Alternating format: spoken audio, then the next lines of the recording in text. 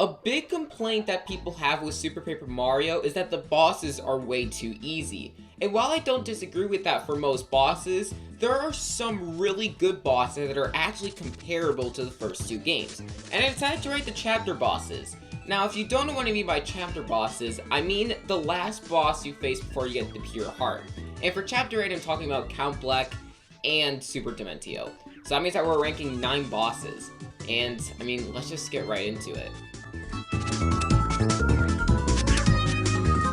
Oh boy, we have to talk about Bone Chill. Bone Chill is one of my least favorite bosses in Paper Mario. And straight up, it's because of how easy it is. But everything that the game designers probably thought of was the music, because it is above average for Paper Mario standards, which means that it sounds pretty good. But in general, this boss fight sucks on so many levels. First off, the atmosphere is really boring. It maybe could have been more interesting. I don't know, it's just really boring compared to other boss fights. The other thing, how easy this fight is. This fight is so easy and it's so disappointing. Because in general, people say for Super Paper Mario that the bosses are easy. And when they mention this fight, I can't really disagree with them. Because this is the second to last chapter boss. And you give us this. That's why Bone Chill is so easy to take out, because his projectiles, you can actually use them to hurt him, and you can cheese the fight pretty easily. There's two ways to defeat him. You can either use Throw, to actually throw the projectiles on him, or you use Luigi, where you use a super jump and actually get yourself stuck on top of Bone Chill to actually cheese the fight, and get the fight done in under a minute. Under a minute! This is the second to last chapter in the game, and your final boss for that chapter takes under a minute to defeat.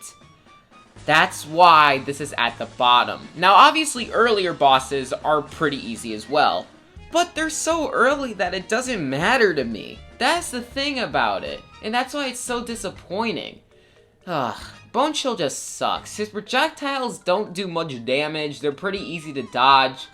And there isn't anything interesting that actually boosts the fight up for me. Again, the music is good, but everything else just sucks. They should have made this boss have more HP or just have more projectiles on the screen. That might have actually boosted the boss for me, but how it is, it just sucks.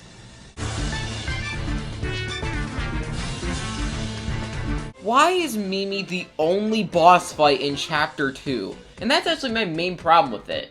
Why is Mimi the only boss, the one and only boss fight in Chapter 2? You could have squeezed the boss fight in 2-1, maybe 2-2, but no, this is the only boss in Chapter 2, which means that this boss has to hold up the entire chapter. And let me tell you, it doesn't. It's an easy boss with easy attacks to dodge. It doesn't even really use the new pixels that you actually get. I guess you could use Boomer, but it's not actually that useful. It's actually more beneficial to use Throw instead of Slim and Boomer, which is really stupid to think about. It doesn't really integrate anything actually good from the second chapter. And of course, this boss is easy. Like, really easy. Not as easy as Bone Chill, which is honestly the reason why it's above Bone Chill, but it's still not that fun because of how easy it is. And you could cheese the fight if you're actually pretty good. Now, it obviously gets harder the less legs she has, which I will agree with, but it's only hard once she gets to one leg. Like, only one, when you only have to hit her 2 more times. That's where I still think the boss is pretty easy. And it's really disappointing. I don't like the music of this boss, it's just really irritating to listen to.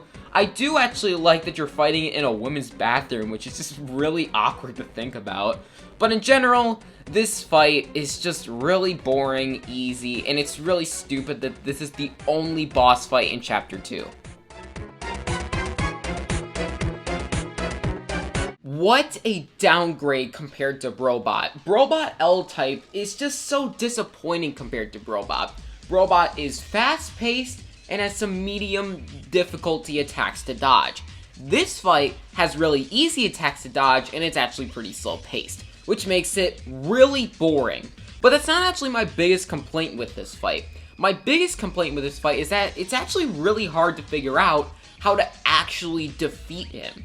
In the footage, they used Boomer, which makes sense. He does damage, and you can actually delay it for how long you want it. Obviously, Boomer's a good pixel, so it makes sense. Now, since I am a big idiot, like you guys all know I am, I tried to jump on him. Now, here's the thing on that. If you are really good and really lucky, you can jump on his nose, which does damage, and then you can boost yourself to land on his hat. And if you do that, you just cheesed him. He can't actually hit you when you're on top of him. So because of that, you just defeated this boss really easily, which does actually make this boss worse. Okay, I have to tell the truth now. I don't think that this boss fight is bad, I actually just think it's okay. But the reason why it's this low is just because of how disappointed I am when you go from this great boss of Brobot to this. And it's just really sad to think about, and that's why he's this low. Obviously, he's still not a great fight. He might have only been one spot higher, but the disappointment put this boss low for me.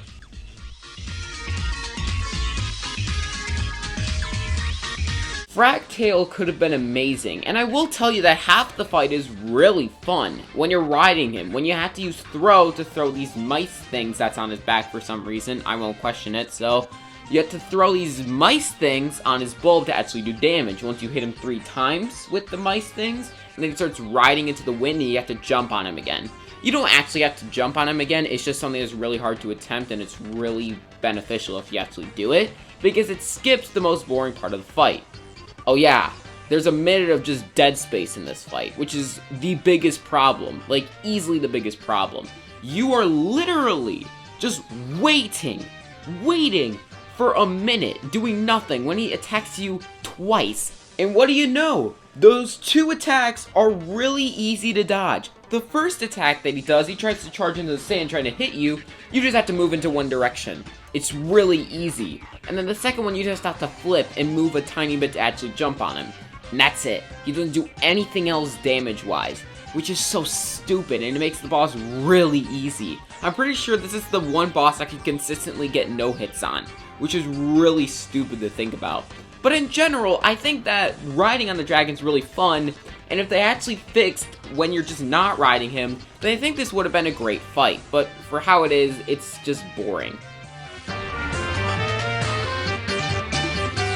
Now we're getting into just good fights, and Francis is the literal definition of a good fight, because all I think of him just combines into him being good. I think his attacks are good, even though they are a bit easy to dodge. I think his theme is average, and in general, I mean, there really isn't much to this fight. I mean, in 3D, he looks really weird. He probably needs to get help. Why does he look like that?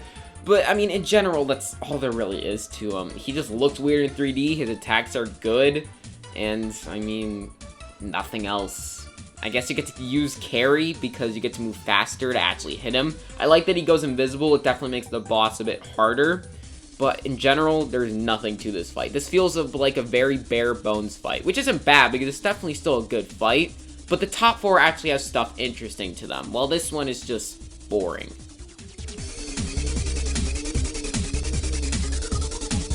Oh boy, we have the main villain at number 4. Kind of like, in my mind, doesn't really feel like a chapter boss, but the Super Mario Wiki counts it as one, so I guess we'll talk about it. I will say that his attacks are really good, even though still a bit easy to dodge. Probably harder to dodge than Francis is, but in general, they're still easy.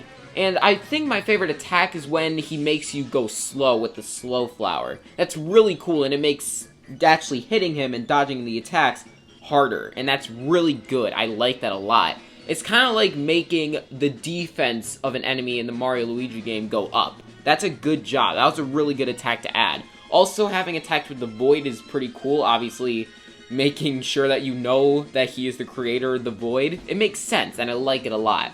But I will say that this boss is too easy to be a final boss.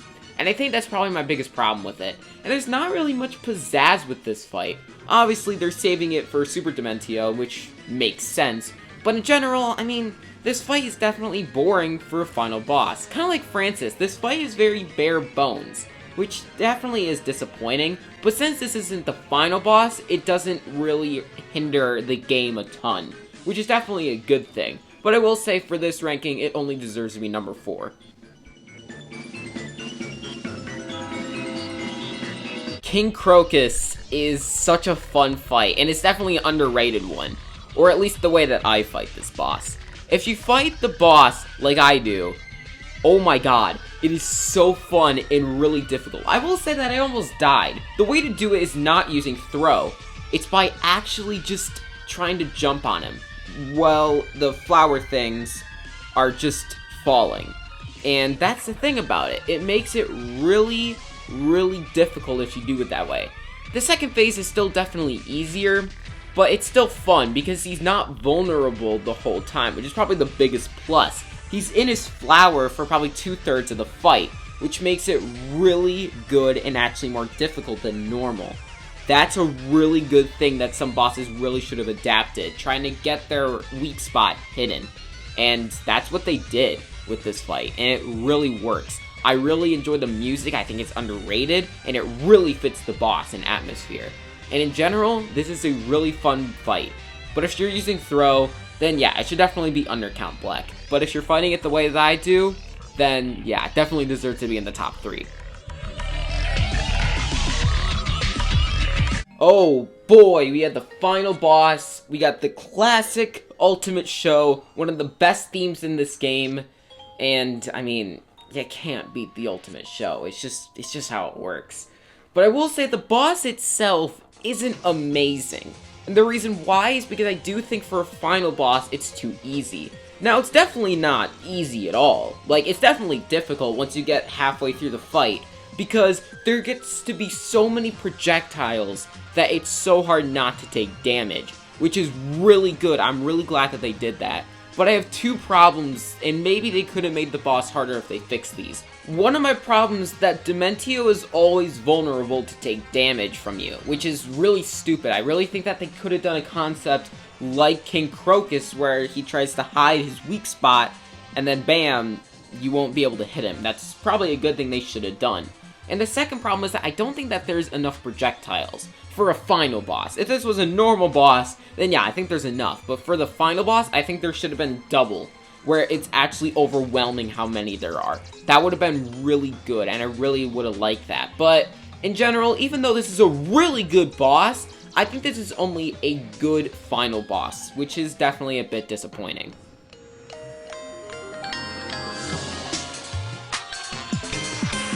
You know when people say that the Underchomp is such a good fight because it's so different from every other boss in the game?